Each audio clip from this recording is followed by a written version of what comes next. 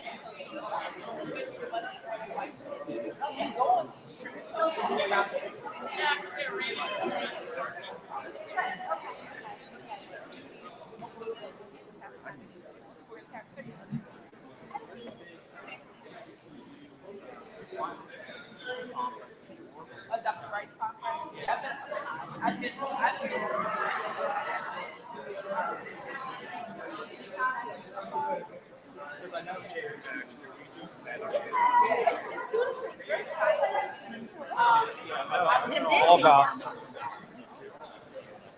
I took it by him. I took it by him with access. I'm good at science. I'm not good at math. So if it's science, math, but if it's actually science, I'm probably fine. So but other science, I got you. That's why I never did.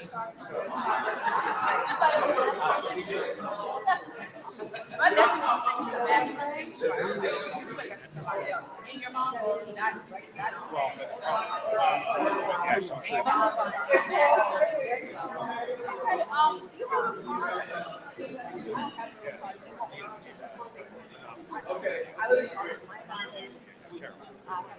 I do have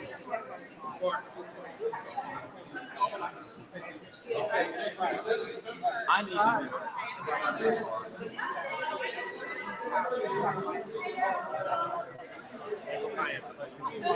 So what happened with this?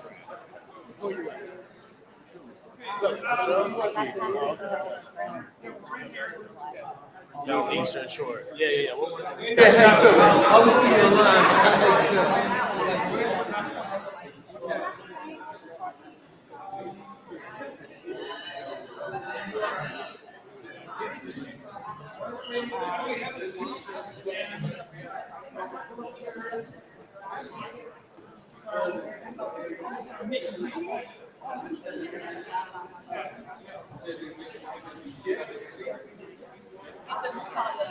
the trainings we do around the world, in the US.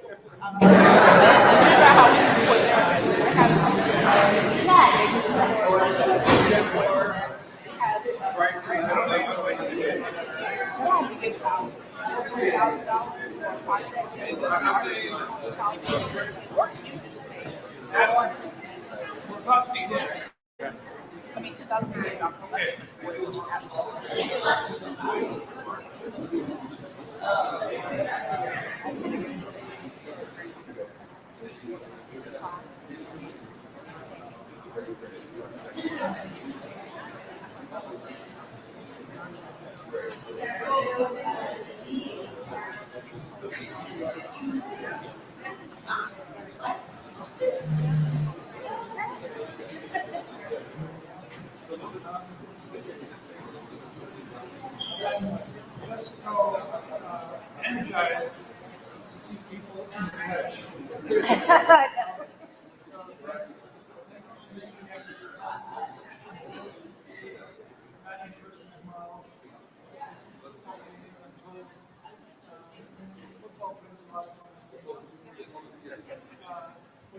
Hold on a second.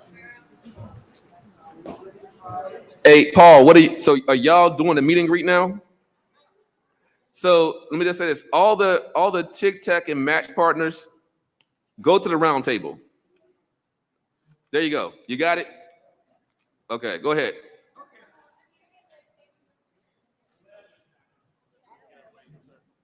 And it's just it's nothing complicated, as Paul is saying. I mean, we had a different plan, but we're gonna modify, right, Paul? So basically, it's a get to know and talking about what we're doing and what you bring to the table. Go ahead, Paul.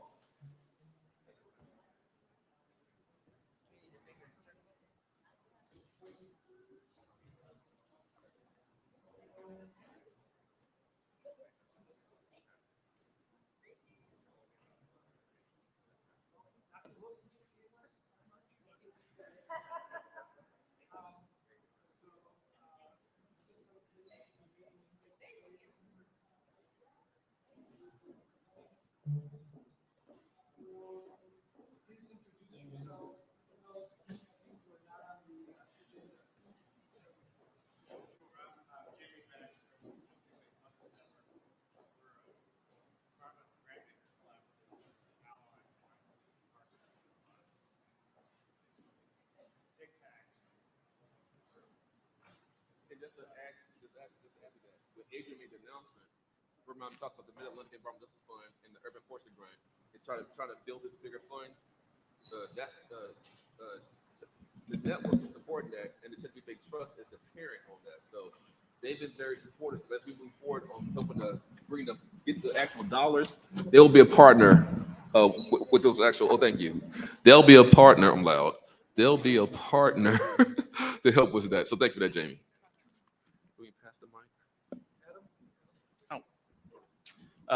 Hello, Adam Hodges. I'm with West Virginia State University Extension Service. I'm the program leader for community and economic development there. I feel like we bring to the table some really great national connections with our 1890 HBCUs across the country. We meet with them regularly and work on joint projects. I just got back from Atlanta, where we're working on a research project around climate change.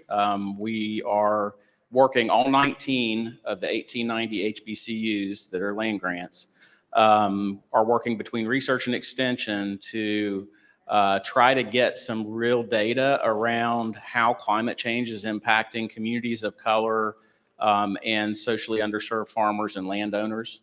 As you know, land grant is based around agriculture.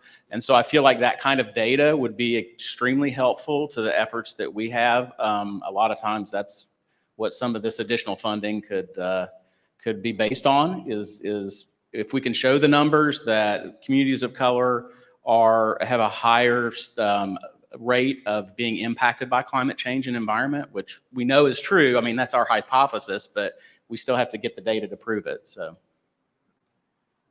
Which way will it go, Paul? This way? Okay.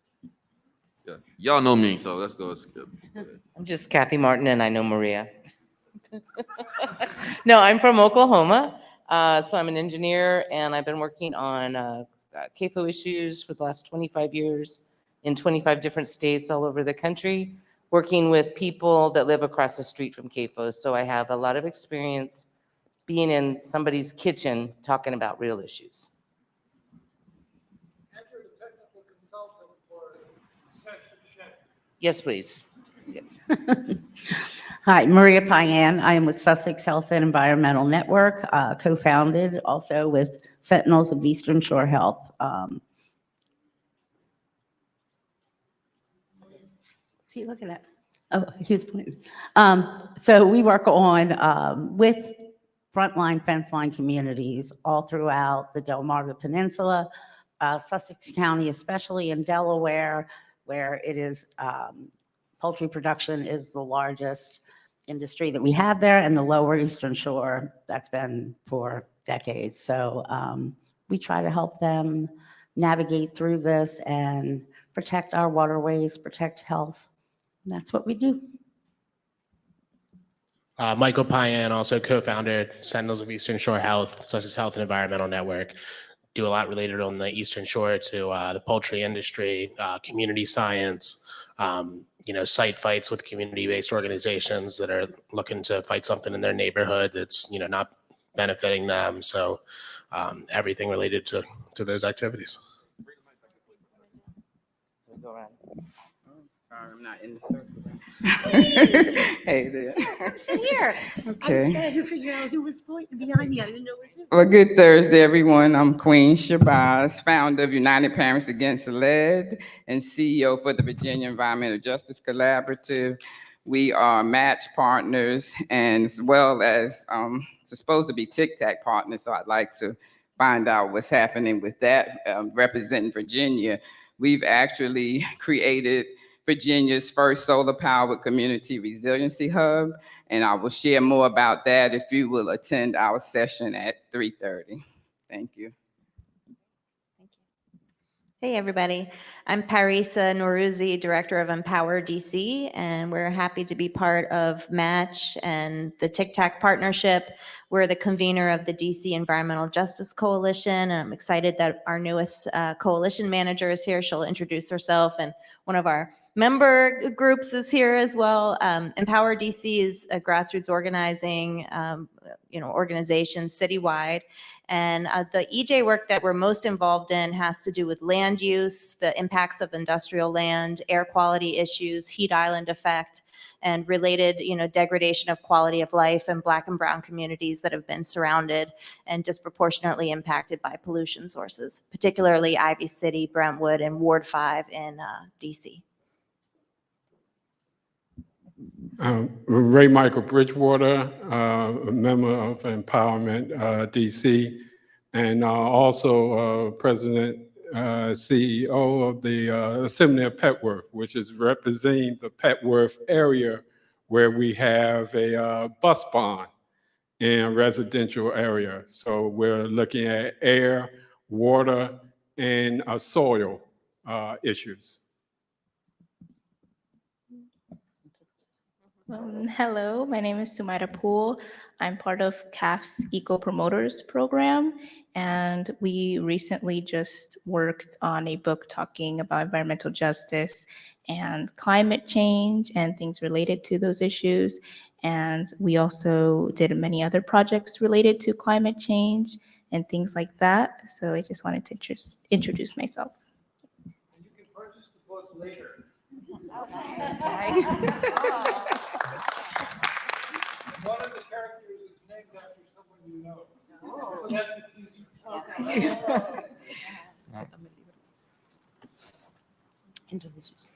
Yeah, my name is Rafael Poole. I'm also part of the Eco Promoters program. I drew the book, so yeah. And I'll pass it around so you guys can see it. My name is Walkiria Poult. I'm the founder and president of Centro de Apoyo Familiar, or Center for Assistance to Family, CAF. We are based 10 minutes from here, so right here in Prince George's County.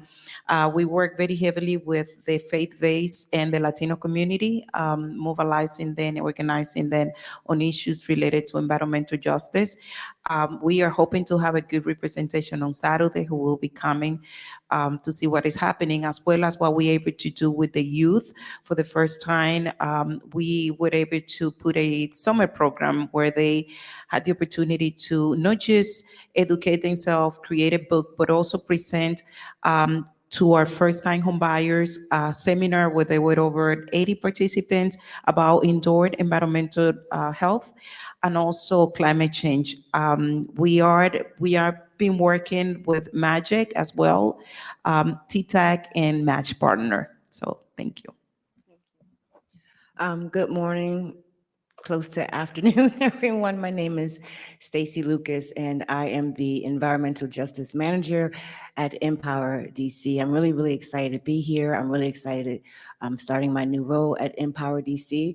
And I just look forward to bringing some of my knowledge and skills and resources to make sure that Black and Brown folks have access to information and know where to get it and know how to use it. So thank you for having us here. Hi, everyone. I'm Michelle Kokolas. I'm a program manager at the Environmental Finance Center here at the university. I work mainly on community engagement around stormwater and water quality issues, and I'll let Modessa talk more about our role.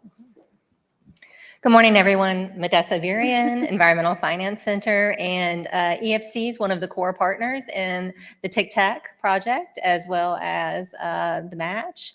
And really our core role is to develop resources and help communities find and write grants. So trying to help directly connect communities through resources and technical assistance to be able to apply for those funds and get them in the door. So we'll be working with all of the hub partners to do a needs assessment, figure out, what everyone needs, and then we will be there to help support you. Hi, everyone. Natalia Sanchez, also with the Environmental Finance Center, and I think Modessa summed us up really well. So. Hello, Paul Kavanaugh from Siege, and I work with grant development. My name is Jerome Shabazz, the other Shabazz, hail to the Queen. Not related. Oh, you better tell Steve that, right? And I'm the executive director of the Overbrook Environmental Education Center. I'm in Philadelphia, PA, Region 3. Also the executive director of Jazz Tech Development Services, Inc. And Jazz Tech, I'll give you a little trivia, is an acronym for Juveniles Active in Science, Technology, and Health. Here with our president, Roosevelt Sanders, We're really, really excited to be amongst such wonderful hub partners on the match and for the TCTAC, and looking forward to robust conversation and getting to know my colleagues a little better. Greetings, my name is Kim Gaddy. I am the founder and executive director of the Southward Environmental Alliance. I am also a member of Region 2 TCTAC. WEAC is the lead organization for us. We are a member of the match. My staff member will explain more about the organization.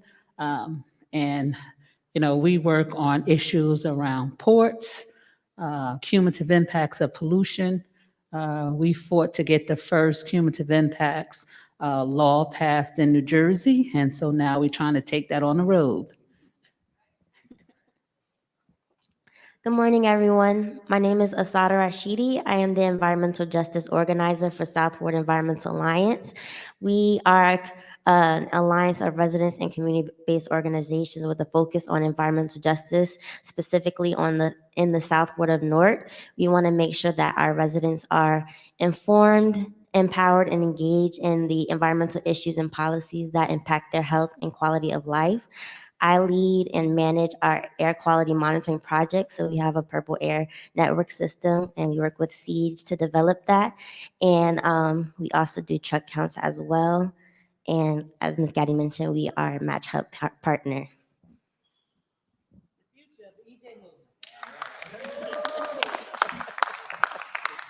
Very good. My name is Daryl Harris. I am a fellow at the Johns Hopkins Center for Livable Future. I work on environmental justice issues as it pertains to food production. Hi, I'm Dee Williams, and I'm also at the Johns Hopkins Center for a Livable Future. Not officially part of any match or TCTAC. However, I've worked with Maria and Michael for a while now, looking at CAFO issues and food system issues and environmental justice. My name is Mark Barnes, and I am a Dr. Seuss fan. Oh, the places you'll go and the places that I've been. I'm a geographer, by the way, and I'm a Philadelphia guy, so it's really great to hear. Grew up 24th in Ridge, 28th in Allegheny. Yep. But my role as, I guess, the director, if you will, for the HBCU hub is to enable and assist HBCUs sort of in visualizing the work that they do, because oftentimes that's not seen. And so bringing HBCUs across the Region 3 together is that work in central places to be able to showcase and then also to attract. So my work actually in Philadelphia, many moons ago, I was at the University of Pennsylvania and working with community university partnerships. And so ensuring that both the universities and communities that they work with are able to better link together and to grow the influence that they have. That's it. Thanks. Did everybody introduce themselves? I think I started.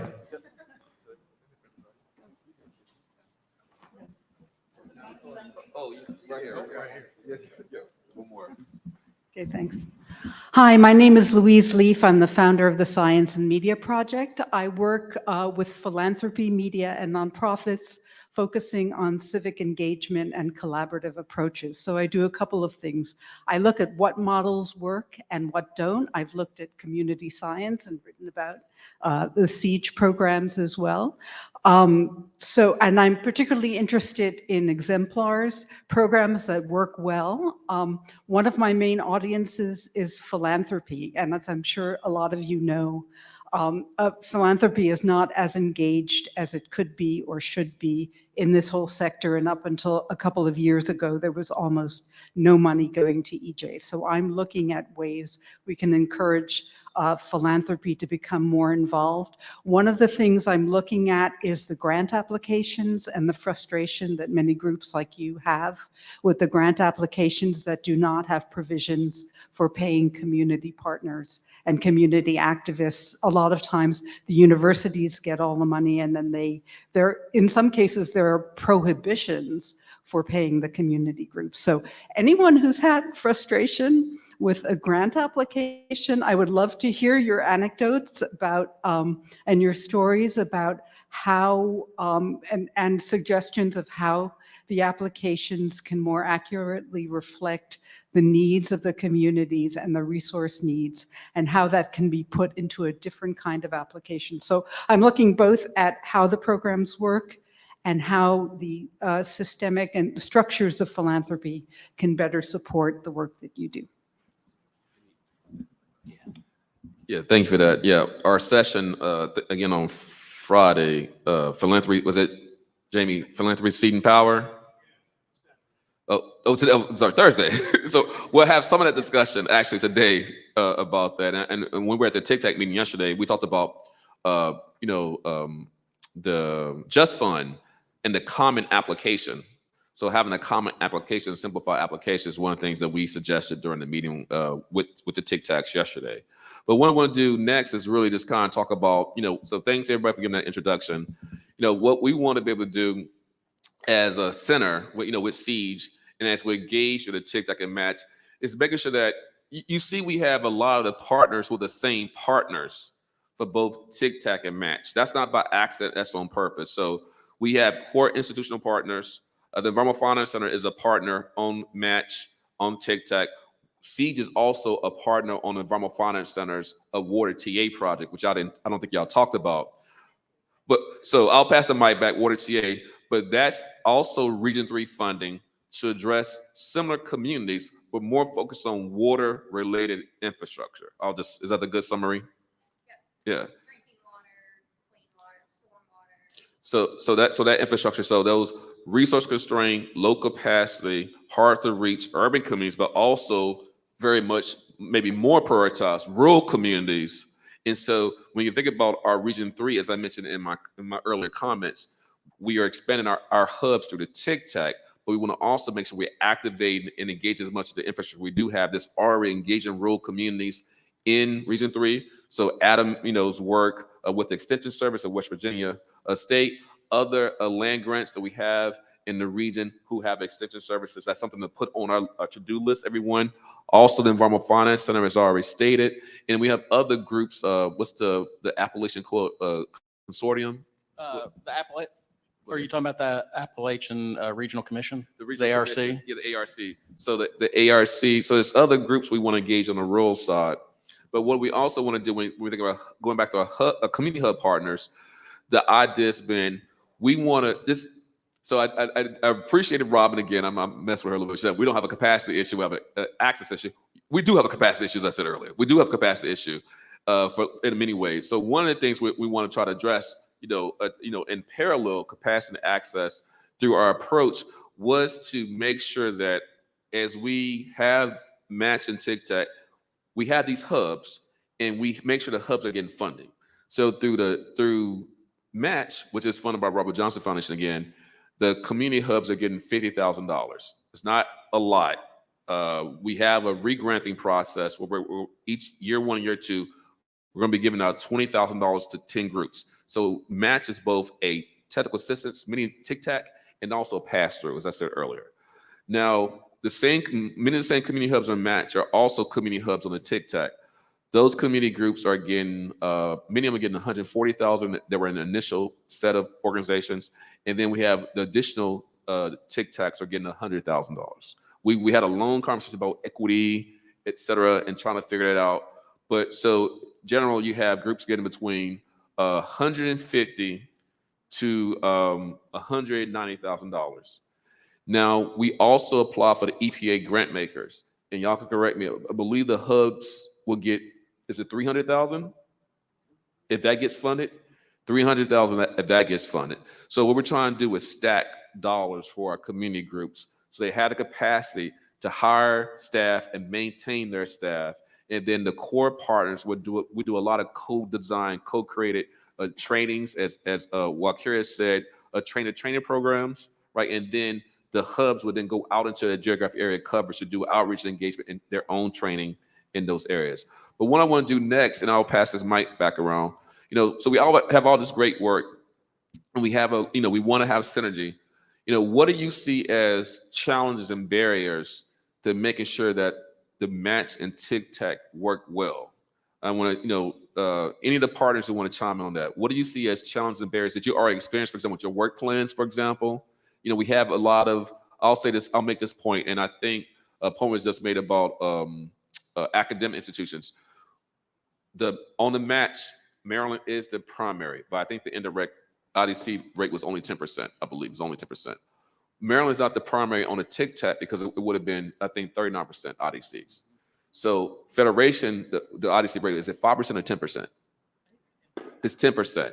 So we want to make sure that we are not replicating some, as I said, extractive capitalism by having academic institutions as the leads on these, and that's part of the reason why we have our structure. But we also, from what we've experienced with Match, our community partners, we got that funding announcement in December of 2022. Some of our match partners, y'all can, let me be positive. Which match partners got in your first check? Raise your hands. 1, 2, 3. We have 8 community partners. December of 2022. It is now September, almost October 2023. That is not good when you're doing community work. When folks have limited capacity, they're trying to ramp up and hire staff, right? And then we're expecting folks, and y'all know we've had real talk about this. I know I've asked y'all to do things, and I'm very sensitive about y'all not doing much because you ain't been paid. And we can't do reimbursement. That's another problem of doing reimbursement style. So you do the work and you get reimbursed. That model does not work for community groups. That was also one of the comments that was made yesterday in the TCTAC meeting.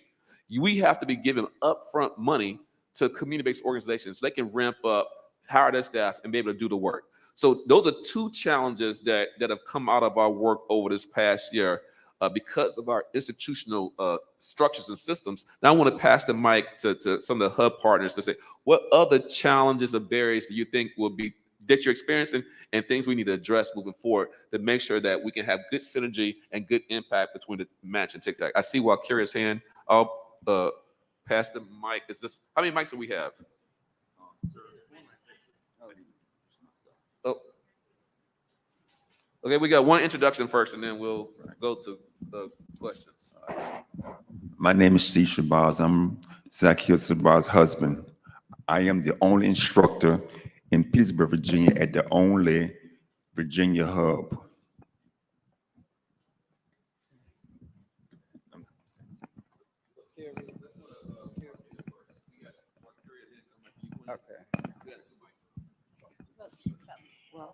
Yeah, good afternoon. One of the other challenges, in addition to the funding, the cash flow, which is one of the biggest issues that our organization sometimes has to face with, is the fact of capacity building. How do we structure this issue that now has come up, because we have to come up with the money ahead of time, sometimes getting into debt, which doesn't look good in our books. We have to go get equity line, and then paid in front and then wait. And so it's just becoming a really messy situation, especially when we starting having a conversation with our CPA. They don't understand our books. And it is just an additional capacity issue as an organization that we have to deal with, that is just becoming frustrating. In addition to that, we work very closely with the Latino community. A lot of our budget is being just focused on a program that will run throughout the community, but we have to add so many other line items that are there with translators, getting things, provided in access to language access to our community. And that's something that sometimes is hard to explain to our funders, why we have to put additional funding to our work, because a lot of our staff that has to be bilingual. It's hard to find it. Getting educated people to the level that you need, we don't find a lot. One of the things that we're hoping now to do is start creating programs through the Train the Trainer, where we'll start recruiting more people and educating more people in this field. You don't find a lot of organizers. You don't have a lot of people wanting to get into this work. One, because first of all, there's not a lot of training, there's not good paid, all of these add up. So how can we start, adding to, kind of working on a situation that will help organizations that are really targeting and helping and serving the community the way that it's supposed to be, and building capacity and building this infrastructure that is needed in order to be sustainable. The second and third thing that I want to say is what's going to happen 3 years from now.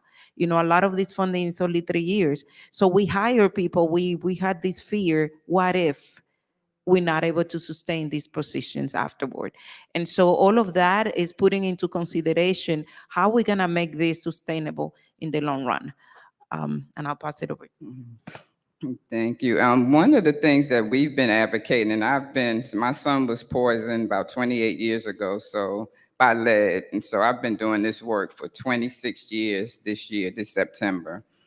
One of the things that we've been advocating for are community-controlled funds, so that the money comes from the funder directly into the hands of the community, the organizations that are doing the work, because whether it's academic or big greens, the funds oftentimes don't get to the communities that they're supposed to serve. So if we can cut out those middle people and get the money into the hands of the community, we'll see this work being done, and we'll see it continue, because you don't have those percentages that they take off the top, but all of the money will go to those organizations and to the communities. And so community control funds is what I would advocate for.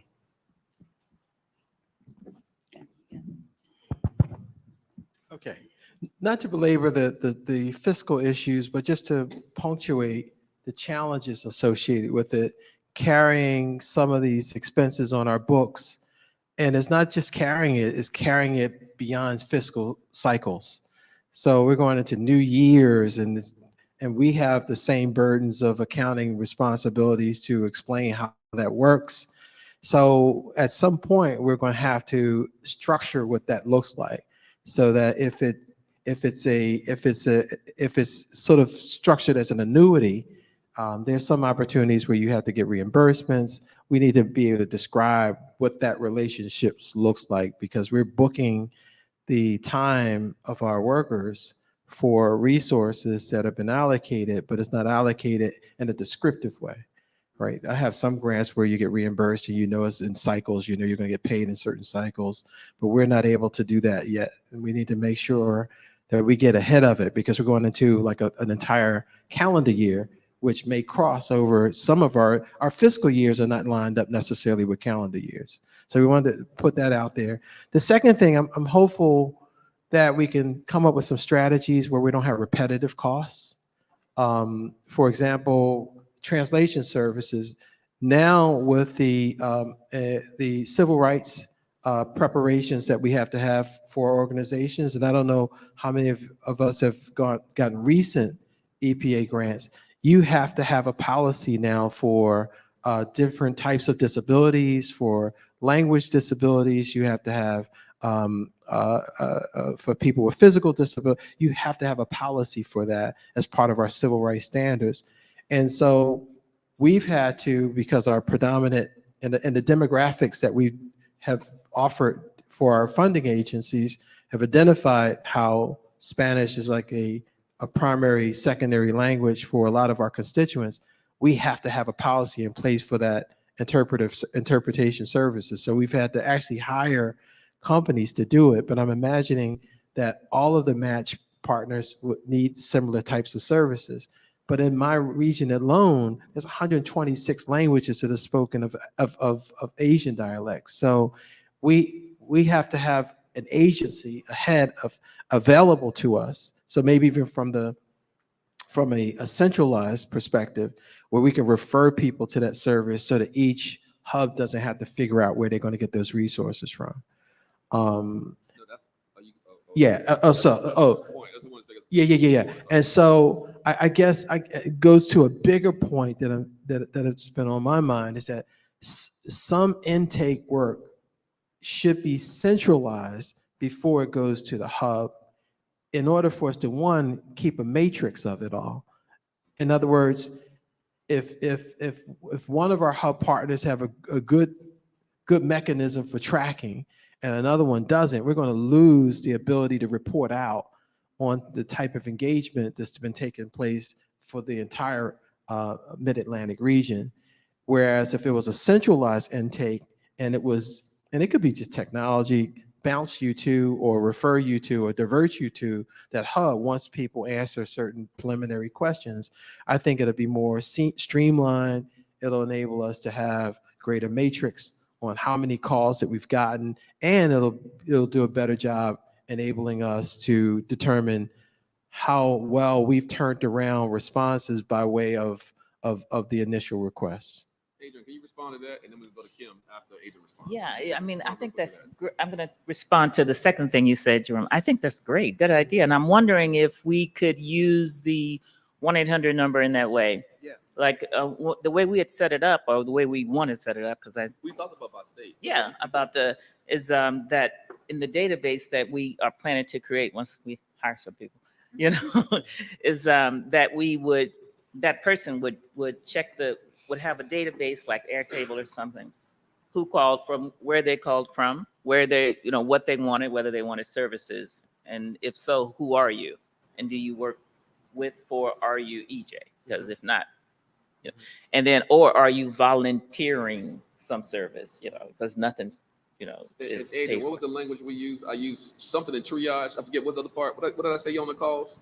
Some triage. The triage and tier. Yeah, because So it's tier. Yeah, we're triaging with tier. Tier 1, 2, 3 will be services. Yeah. And 4 and 5 will be for partners. Something like that. Well, if you call a number and they say you're calling to partner, then press 0. Right. And then they can leave a message. And then the other ones have tiers 1 through 8 right now. And it's depending if you want, for example, health assessment or whatever. But we also ask them for information on where they are, where they're located, so that we could, how easy would it be to just put that in information for an organization? Like, oh, Jerome, you had 5 calls for you, like that. And you route it to us, and I you have hadn't. you have to centralize all the calls.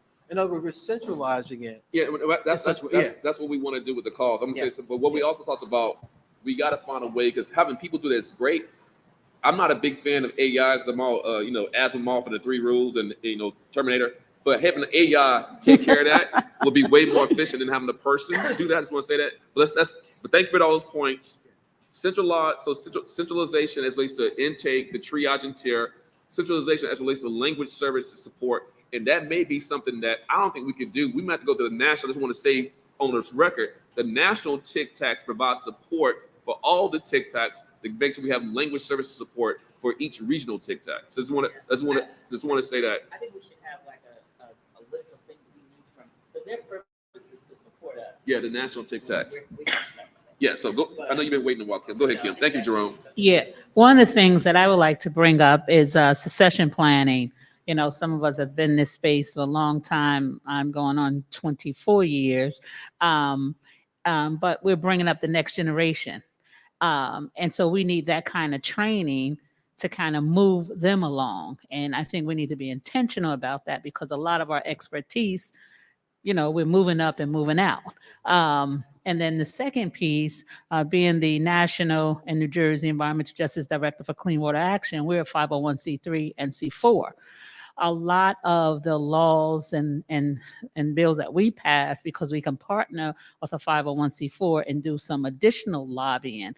I think we need to find a space where we are actively talking about that and strategically having organizations within certain regions who can be that lead force. And so I know that's something that I'm looking into, but I think that's how we lose our power, because then we can't hold those elected officials and create the kind of legislation in a way that we need to, because the big greens who have that status, is at the forefront, pulling us with them. So I'll just say real quickly. So there's been some conversation about the C4 part, but then the barriers of bringing in C4 is because of how the funding is set up. So we got to think about that we had a conversation about our match funding, and also we've had a conversation about the do's and don'ts for the TCTAC funding. So that has to be something that's separate and apart from, but we can leverage what we're doing to support that. But and then also I think in the discussion yesterday, I think maybe even the seed and power discussion, the philanthropy session, we're going to talk about how do you loosen up the rules. So maybe you can't loosen the rules on the federal side, but loosen up the rules on the foundation side to give people more opportunity on the C4s and to do more of the lobbying, do more in the advocacy. So that's something that just to put on the table as we leverage again our partnerships with the philanthropic sector within the region. And Jim, you want to respond to that real quick? Let's pass. I know where you've been holding this mic for a while. Let's pass it. Bring it back. And then I want to respond to something Kim said after that.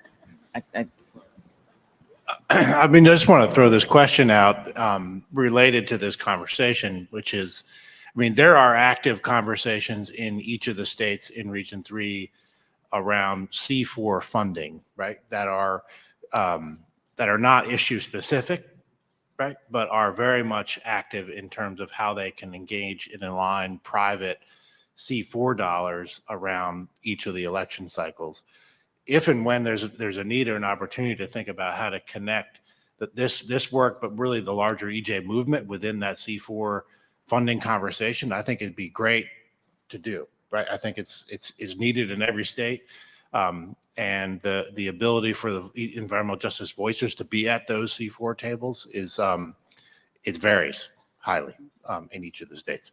So one. Two, I think there's a big question that is where there's a big difference between private philanthropy and what they can and can't do and all of this federal money that's flowing out of here. And that is around building long-term power. And so this question about C4 to me says, how does this work that's going to be happening that's really sort of nuts and bolts, boots on the ground, get dollars to help improve communities, how does that translate into building long-term power in the movement? That's a question around advocacy, policy, coalition building. That's not C4. That can be all kinds of different kinds of dollars if you're thoughtful and intentional about it. And that's why I'm here, is to learn and hear where your ideas are and how private dollars can kind of be sort of helpful in that piece of this, which is a small piece compared to all these federal dollars that are coming out, but a powerful one. Well, but while you get in, let me say something. One of the things we learned yesterday, or one of the things that was brought up yesterday at the White House, was the role that foundations can play in at least helping us advance. Well, this is very specific when it comes to making sure that communities get the funds that they need up front to do the work. Remember, there was a discussion about maybe foundations can help in that regard. I don't know. I don't think any decision was made or any kind of plan or anything, because it seemed to me some of the foundations were surprised that they were going to have this role when I talked to a couple of them. But, that's one thing. And I agree with what you said about the C4. And before I forget what Kim said, I was just thinking that, like, I know I'm going to be hiring a program manager and 2 EJ analysts. And it seems like if other people are hiring, it would be great to have training that encompasses everybody, because I would love to have some community leaders. I used to do this when I taught at FAMU, was have community come in and teach, because you can't learn that kind of thing in a book. And you can't just read about it in a flat fact sheet. You got to hear it from the people. And so I'm wondering if we need to, think about, to your first point, putting this all in, try to coordinate trainings, because it's hard to find people who have experience in EJ, like you say. I mean, that's a big. So no, I should be talking. That's a big issue. And that's why EJ goes for them hills. That was that part of what that session was about, y'all. All these people all of a sudden come to EJ, have no EJ experience, getting these positions. So I think as it relates to the TCTAC and match, getting back to sustainability and durability, that you and then going back to the question too, the leadership training piece, and also what Kyria has made that point several times on our calls about youth leadership training, and making sure youth are engaged for the succession and having the right people trained to fill these positions. And I was going to say having a shared pool of applicants across our programs too, TCTAC, match, EFC. That's something, and other things as well in the regions. I know, Maria, you've been waiting like 15 minutes. I'm gonna stop. Go ahead, Maria. Go ahead, Maria. So I agree, firstly, with everything that was said here. And I came into this space because of exposure from my family. You know, I was the one pulling this one out of the tub with blisters all over his body. Honestly, you know, with asking agencies what's going on and no help. This one was trying to figure out why he was coming out with blisters. I mean, this is how long this has gone on. And finally, this opportunity is getting the money to where it needs to go on the ground. Because it's capacity building. Like Jamie said, it is working where we see the needs, and the folks where we see the needs, they're working 2 to 3 jobs, okay? They're relying on folks like us to empower and uplift their voices, to find their voices, not for us to speak for them. And I'll say from like the little mini grants from Magic that went, Jacoby will tell you, we have a session here that's from a community that we have been working with on the ground. As a matter of fact, EPA just opened the Title VI administrative complaint. That's the groundwork and working and empowering their voices.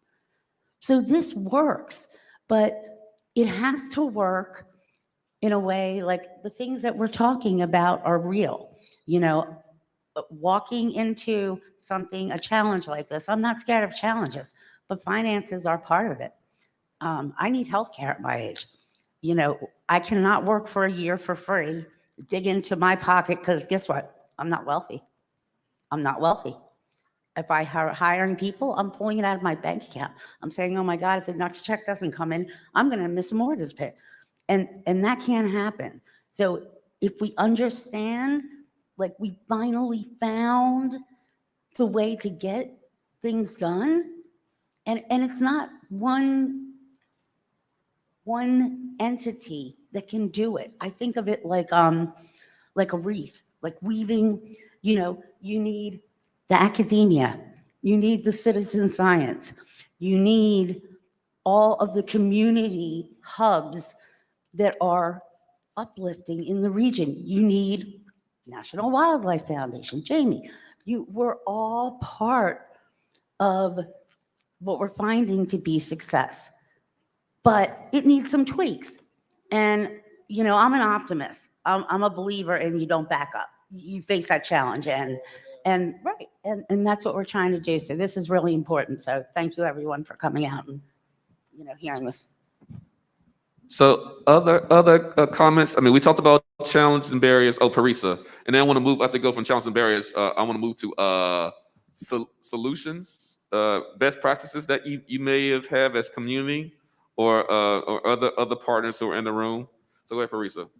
Just echoing a lot of what you all have said, but I wonder if we've really stopped to define the true cost of this work. I know we're going after a little bit of money there, a little bit of money there. And from our perspective at Empower DC, so far the work is sucking capacity and not building capacity, because it's not, we're not at a point where we're at true cost, you know, much less even at growth cost. So, and I think if we could, I know it's unique for each place, but if we could, you know, map that out a little bit and really look at, and let's not forget that the grassroots work is extremely labor intensive. It has to be consistent. It has to be ongoing. You can't do one thing here and then you don't talk to people for a few months until there's another, you know, it has to be, especially when you're really training, working with youth, really trying to build that pipeline, right? So I would love to see if there's a way for us to map that out a little bit. And then, yes, we need the experts. We need the folks who, you know, do a health impact assessment or understand the air quality monitoring, but we also need to translate it in a user-friendly way for our communities. It can't, and there's a lot of labor there that also is often, you know, sort of not ignored, but, you know, kind of not spoken about. It's like invisible labor. So just want to bring that up. No, I think the true costs really, really important. In general, I think as part of the product of this work, we should be laying out those true costs as it relates to living wage, all the work that you do, all the hours, what's the rate per hour. That's important to get that feedback to the federal government, right? To say this is how much it really costs to run this project and do this work, get these deliverables, and how these impacts we want to have. So I think that's something that we could do as part of our evaluation of both match and the TCTAC. So I'm open to that. I was going to respond to Queen's comment about academia. Queen, I'm 100% behind you and what you're saying about academia. I know I'm academic, but that's just one hat I wear. So, for example, the Urban Forestry grant that was just funded, again, didn't know, Chesapeake Bay Trust is the parent on that, not University of Maryland, because the IDC rate, I think, is 5%. On that, I think on that grant, I don't remember. It's like 5% on that grant. It's about 5%. So that's also, I think, the same IDC rate. If the grant makers gets funded, it's 5%. So if you had an academic institution doing that, it will not be 5%, right? So we want to make sure that we are following like the community. I'm gonna give a shout out to Omega Wilson, community-owned and managed research, equity in funding, parity in management is community-driven. That's the ethics and principles I try to bring, again, as I said earlier in response to the comment from I forget his name, from North Carolina, like being raised up the EJ movement. That's the framework that I want us to, that ethos I want us to bring to this space, to our work. So I'll stop talking. And who wants to go next about, so what are those best practices, solutions, things that worked in your community that you want to share with your fellow hub partners, that we can make sure we're working and scaling up across our region? Go ahead, Walkeria. Yeah, I guess I also wanted to mention the importance of leveraging what is being done in the community. For instance, I mentioned our home ownership program. We do in first-time home buyers classes. We leverage some of this opportunity funding and also clients where we bring the information about environmental justice work. Now, it makes sense for them when they buy in a home. We talk about solar panel. We talk about indoor pollution, what happens, asthma prevention. That's where you get people's attention, because you're able to connect it with something that is tangible. And so we've been trying to, wherever we go and whatever we do, bring in environmental justice work in all we do. We do workforce development on CDL transportation training. So we talk to people about, clean energy. That's where we use that opportunity to introduce the concept, and people start making, like, the aha moment comes when, I didn't know environmental justice was connected to this. And so we have to start using best practices, connecting with tangible issues that people can identify with and connect, and use that opportunity, that window right there, to organize the community, educate the community, and at the same time have them be involved in this movement.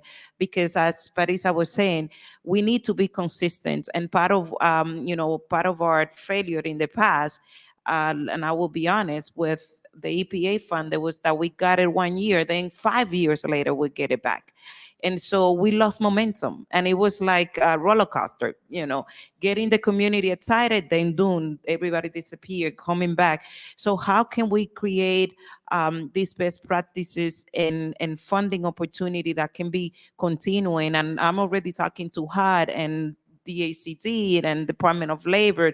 We have to have EJ in all the curriculum, in everything that we do, has to be connected so that we can see a greater impact. Because at the end of the day, the environment connects with all. Other hub partners want to comment, best practices, solutions? So, a couple of things. I always love listening to our partners because they make me think of other things, but we'll never stop talking if I responded to all of that. But one of our best practices is that we administratively, we deliberately have someone looking at what we do right and enabling ourselves to be able to capture that best practice and to report out on it, so that as we're working, there's a whole different kind of paradigm when the people are doing the work on the ground. but there's something else when there's someone specifically looking for how we're going to interpret this and report it out to the community. And so as a result, we developed a strategy that has a three-part structure to it. What's the issue of the science? What's the real concern, and scientifically or environmentally? But the second part is, why should you care?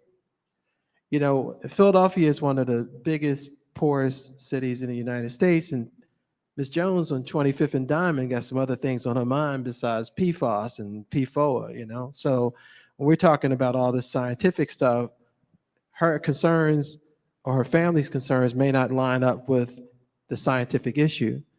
But at the end of the day, we know that it's very intersectional work, that the environmental work has an impact on our health and our lives and our quality of life. So we make sure that everything we report out, once we identify what that issue is we create a value proposition of why we should care.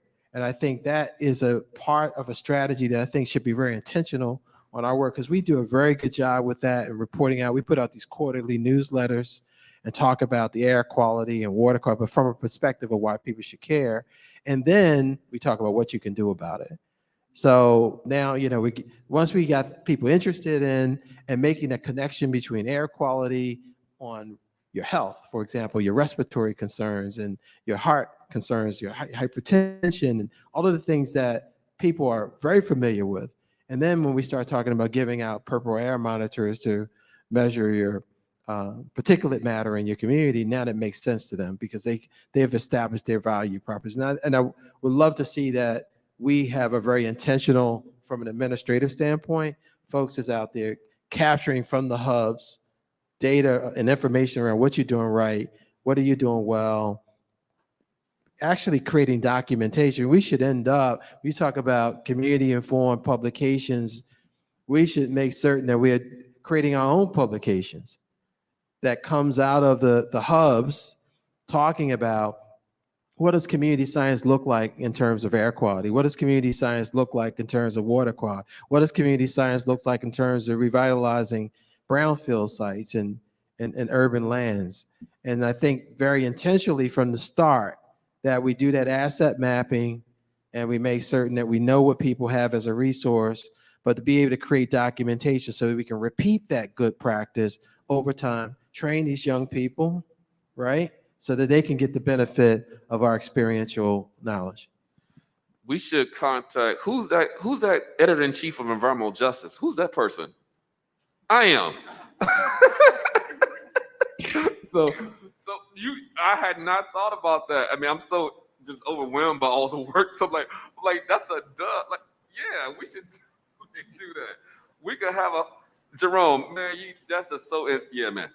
I love what you just said. I mean, I love all what you just said. Like, yeah, like if we could do that because environmental justice, you know, in my role as editor-in-chief, I'm trying to bring more community-driven publications. We could have a community TCTAC takeover of the journal. I mean, our TCTAC, I'll probably get in trouble and be too biased, but other TCTACs too, so it's just not our TCTAC. You know what I'm saying? I'm gonna pass the mic before I get in trouble. So go ahead, Kim.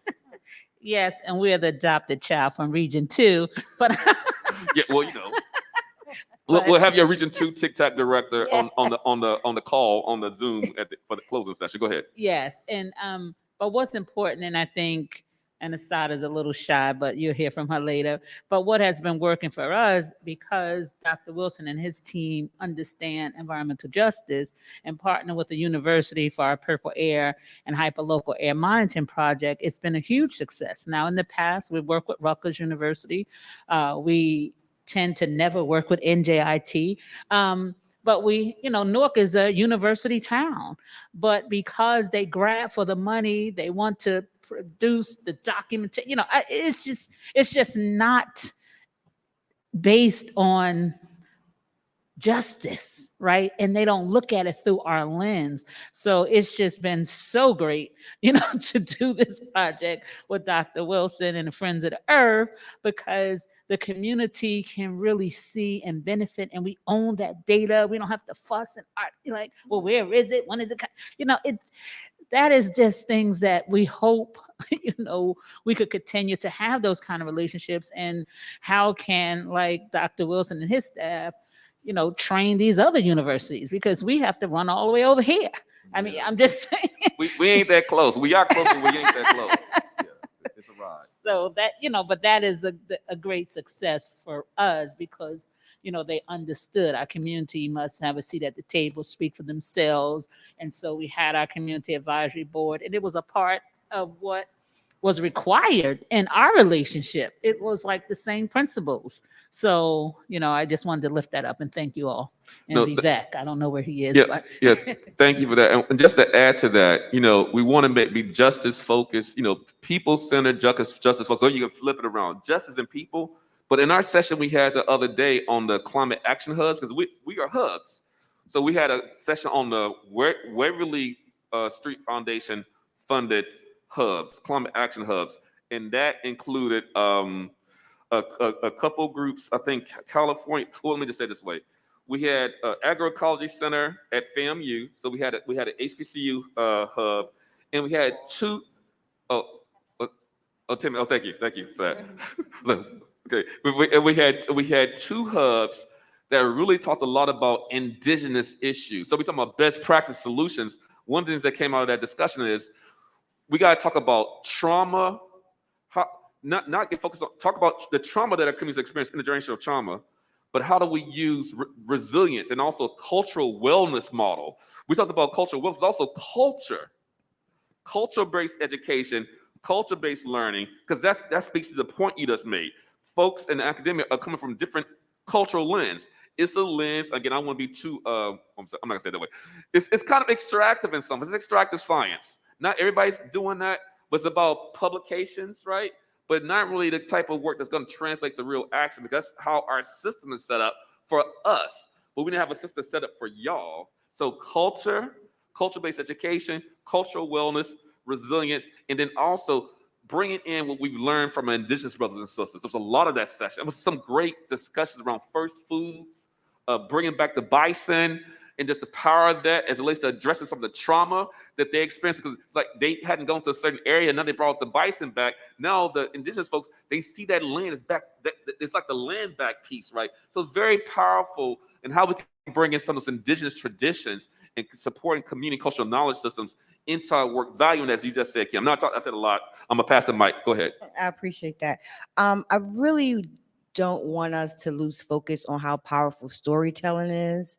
And the reason why I say that, I think a lot of times we do wonderful work in the communities, but we forget the voices that are in the communities. And because we get very heavy content, we do know that in this field, we tend to lose a lot of people in the community, because like the gentleman said over here, Miss So-and-so, she may not can compare or make relatable to what her daily issues are compared to while we're in her community trying to save her community, and let alone trying to train her to help her community. So let's not forget how powerful storytelling is, right? And then how we can just simplify things. A lot of times we get so big in our heads with these big grand ideas that we forget the simplicity of the thing called life, right? Like one word from one person, each person teach another person, and just how powerful a conversation can be with someone. So storytelling, not making things big paragraphs, not using these really big technical words, but powerful phrases, right? People are on their phone 24 hours a day. What campaigning can we use to catch people's attention on the TikToks, on the Instagrams? Like utilizing these things, we're looking so much outside of where people are not using. People are using their phones, right? People are not even on laptops anymore. They're on their phones. So what campaigns, what powerful messages that we can use to help them to bring their story to front? They don't need to see our faces all the time.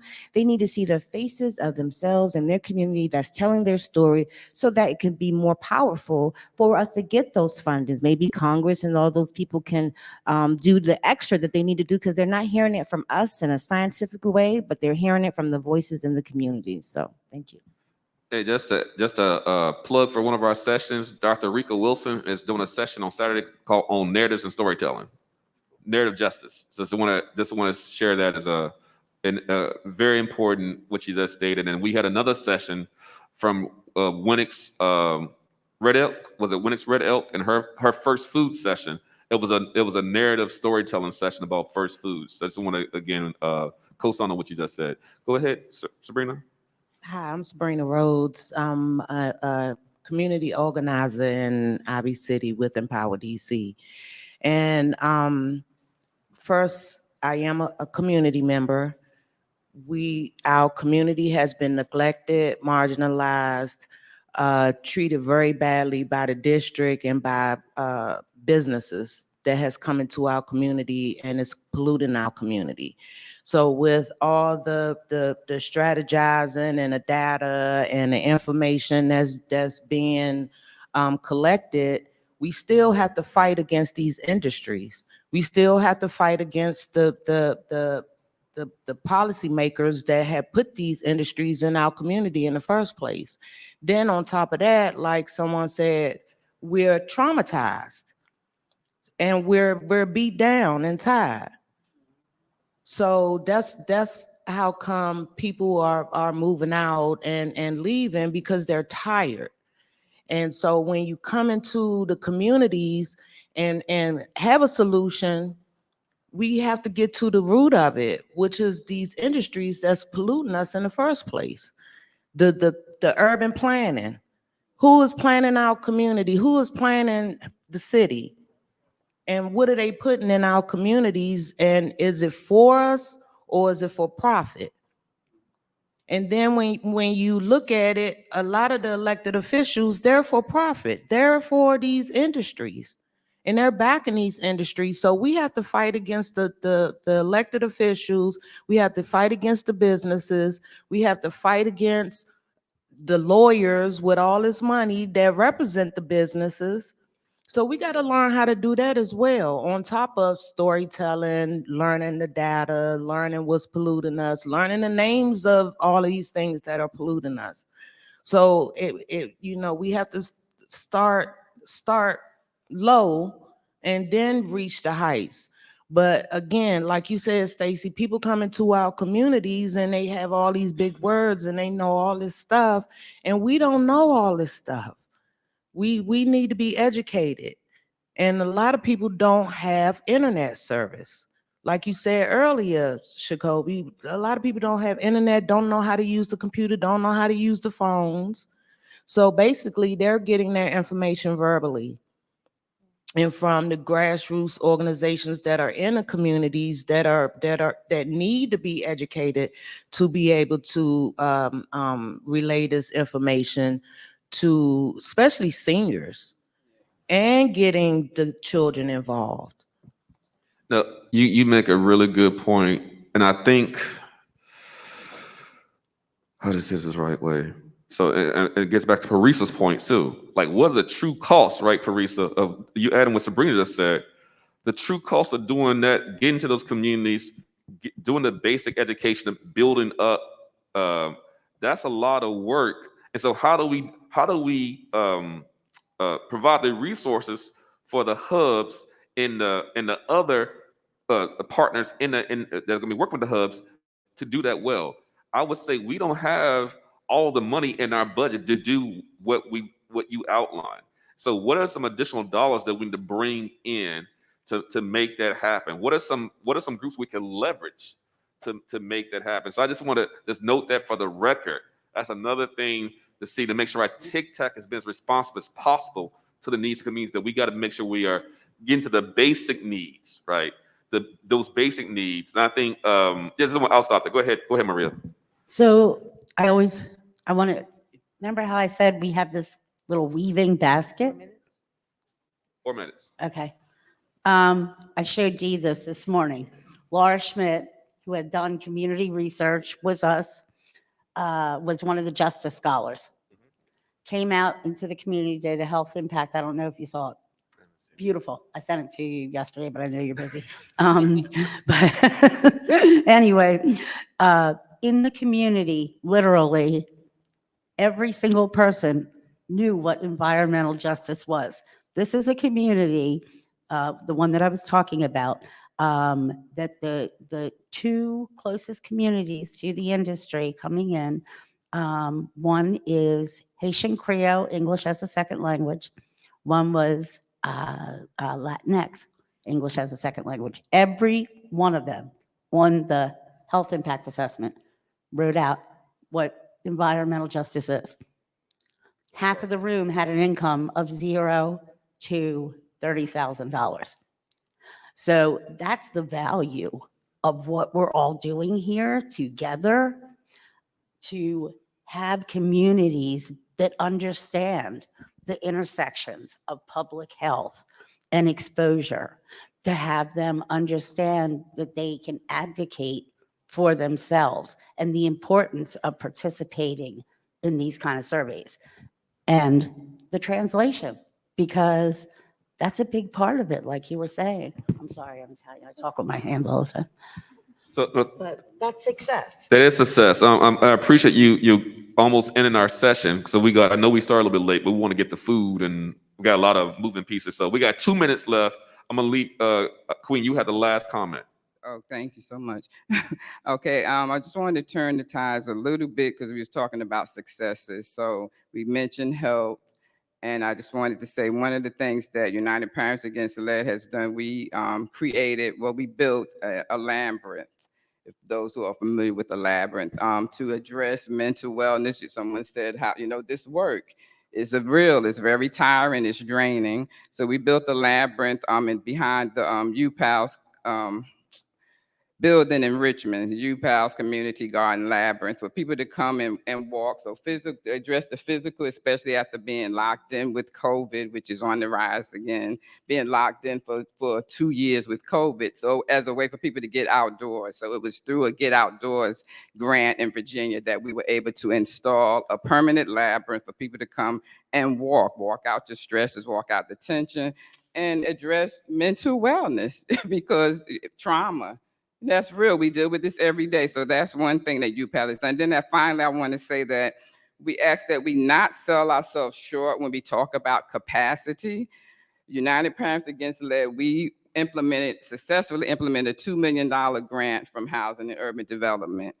The city of Richmond forfeited $1.5 million. City of Petersburg lost a $1.1 million grant. And these are localities. So who has more capacity, has the resources, have staff than city government?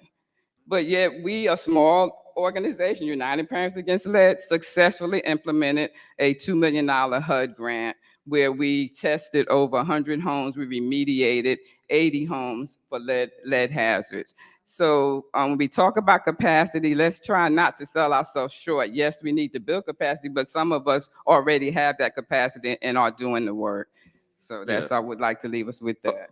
Thank you. I want to leave it to you, but we at 12:30 now. So Okay. Go ahead, pass the mic. Last word to the. I got you, Paul. Could I just say, first of all, that unfortunately, we booked Shoshana Campbell from the South Baltimore Community Land Trust in another session. So please communicate with Shoshana. The SBLCT is a very important part of the group. Thank you. Yeah. What I wanted to share a little bit is basically about the lines of business and being more casual towards our audiences. Like if we're trying to spread environmental justice to others, we can't see them as another community that we conquered. We had to see them as individuals, as different people with different personalities.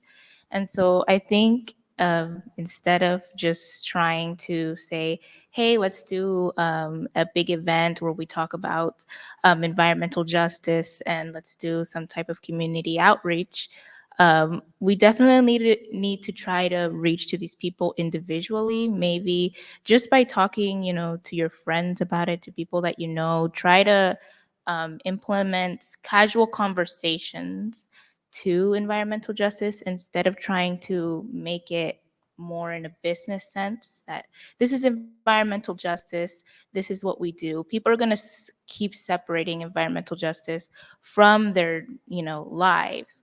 And so if we try to implement everyday lives with environmental justice, together instead of just trying to make environmental justice or climate change its own category, then slowly people will start to implement solutions and things like that in their lives, in their daily lives, whether it's at home or at work. And so that's just kind of what I wanted to share. Great closing point. Make it everyday, make it proximal, make it pocketbook. Food, faith, family, health, and jobs. Where we live, where we work, where we play, where we pray, where we learn. That's EJ. Thanks for that. Thanks everybody for this session. Appreciate it. Let's go ahead and give everybody a round of applause. We're gonna move into the lunch period. I know we have others coming from other sessions. It's gonna probably take us some time for folks to transition in and also for us to get for our lunch. So if you want to go ahead and get I think we have box lunch. Is that right? Paul, box lunch? They're ready to go? Okay, so get your box lunches and we'll get together and also move your chairs back, please. And we'll get ready for this plenary, but get your box lunches first. Can I just ask those who have not met Modesta to introduce yourselves?